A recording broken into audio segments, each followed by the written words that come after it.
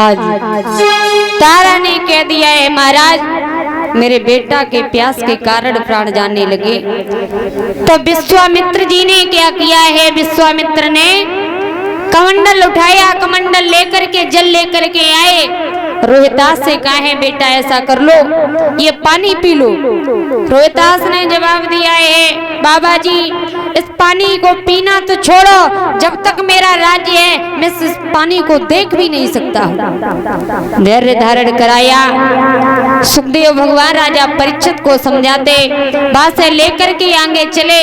तो क्या हुआ, वहां से लेकर जब आगे जा रहे हैं तो अब रानी तारा जो है तारा से नहीं चला जा रहा।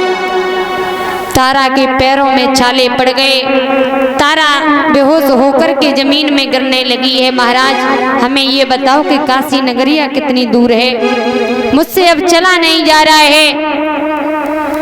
तो हरिश्चंद्र बोले तारा पहले तो बेटे ने धैर्य तोड़ दिया है, अब आप धैर्य तोड़ रहे हो। अगर एक भी प्राणी मर गया तो संत जी का ऋण होने वाला नहीं है। धैर्य धारण कराया, सुखदेव भगवान राजा परीक्षित को कथा सुना रही है राजन। वहां से फिर विश्वामित्र ने तीनों को साथ में लिया है, लेकर के जा रहे हैं। जा करके आज काशी नगरिया में पहुंचे। काशी नगरिया में जब पहुंचे हैं तो क्या देखा है, काशी में पहुंच करके आवाज लगाई है विश्वामित्र ने, हे काशी के लोगों मैं 3 प्राणियों को बेचने के लिए आया हूँ, अगर किसी को जरूरत हो तो वो आकर के खरीद ले।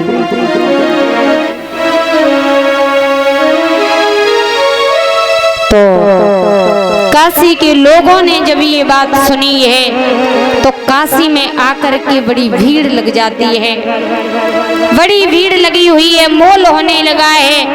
पहले यहाँ पशु बिकने के लिए आते थे, आज काशी के मेले में इंसान बिकने के लिए आए। धीरे धीरे मोल होने लगा, मोल हुआ है। एक कालू नामक मेहतर आया है जिसने 20 बार सोना दिया और महाराज हरिश्चंद्र को खरीद लिया है। उसके बाद एक ब्राह्मणी आई जिसने भी 40 बार सोना दिया और दे करके महाराज तारा और बेटा रोहितास को खरीद लिया है। अब तीनों प्राणी जो है वहां पर बिक जाते हैं, एक दूसरे से अलग हो जाते हैं। तो महाराज बेटा रोहितास ने देखा माँ मेरे पिताजी अब कहाँ जा रहे हैं हमें छोड़ करके, हम लोग किसी दूसरे के हाथों जा रहे, मेरे पिताजी किसी दूसरे के हाथ में जा रहे।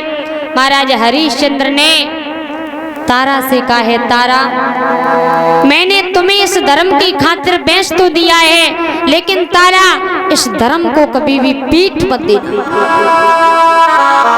कोई भी प्राणी ऐसा नहीं होगा तारा, कोई पति ऐसा नहीं होगा जो अपनी पत्नी को बेच सके, लेकिन मैं ही एक पापी हूँ जो मैंने अपनी पत्नी को बेच दिया है। एक बात कही महाराज हरिश्चंद्र ने,